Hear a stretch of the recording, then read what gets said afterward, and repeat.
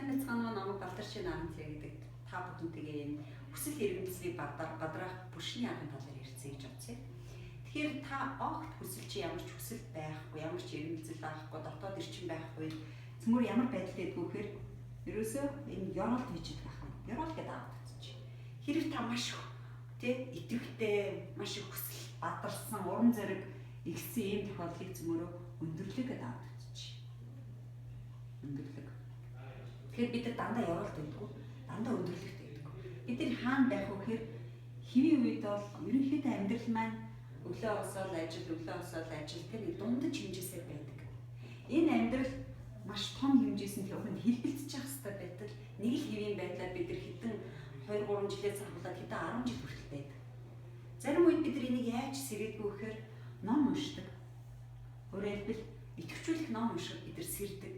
За зарим тохиолдолд кино үздэг, зарим тохиолдолд бид нар идэвхжүүлдэг янз бүрийн бичлэгүүд үздэг байна. Гэхдээ энэ урам зориг сэрдэг боловч тодорхой хугацаа, өөрөөр хэлбэл 1-2 хоног байгаад буцаад алах болдог. Тэгэхээр энэ бүшний арга бид яг ямар арга байдаг юм бэ? Энийг бид нар яг яаж ашигладаг юм бэ гэхээр та энэ бүшний аргын гол нууц нь бол та өөрийн сэтгэлийн хүсэл эрмэлзлийг тэр чигээр нь ерөөсөө унтраагаал юу ч хийхгүй тодорхой хугацаанд байхыг хэлээд байна.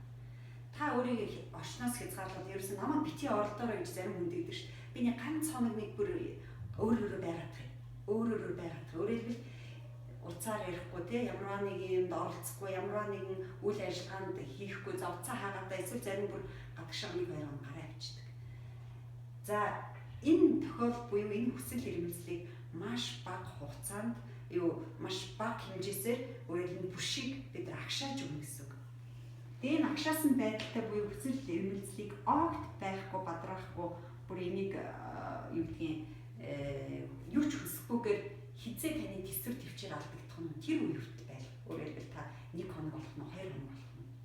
Энийний дараа та өөрөө ирэхгүй таны хүсэл бадарч эхэлдэг.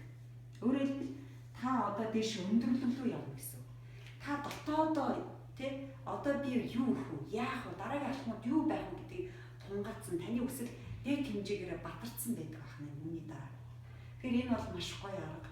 Тэгээ би үе хэрэгэлдэг энийг маш олон одоо хүмүүс хэрэгэлдэг тал дээр уншлаа. Тэгээд ялангуяа спортын хэрэгэлдэг юм байна.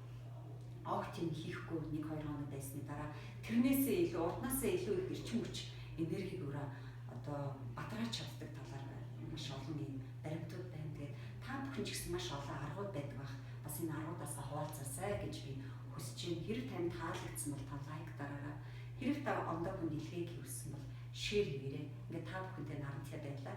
Дараагийн видео хүртэл түр баяртай.